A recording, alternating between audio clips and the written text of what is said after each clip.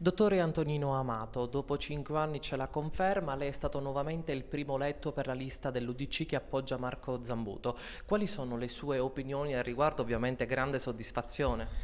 È stata veramente una campagna elettorale molto dura, molto serrata, così come sono sempre le campagne elettorali che riguardano le comunali.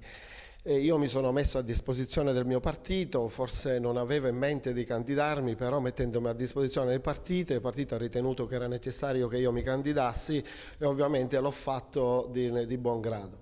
Sono veramente molto onorato ma anche carico di responsabilità, perché essere il primo eletto della lista per 3 elezioni consecutive, la prima era in Democrazia Europea, poi nel 2007 nell'UDC, adesso ancora nell'UDC, incrementando i voti è veramente un motivo di grandissimo orgoglio ma anche di grande responsabilità.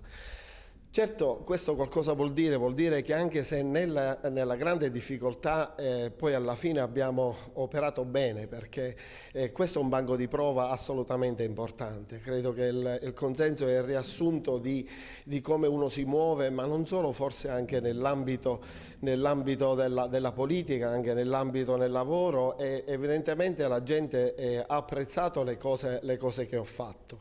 Questo mi servirà da stimolo per continuare a fare e servire sia il mio partito ma principalmente la gente nel migliore dei modi.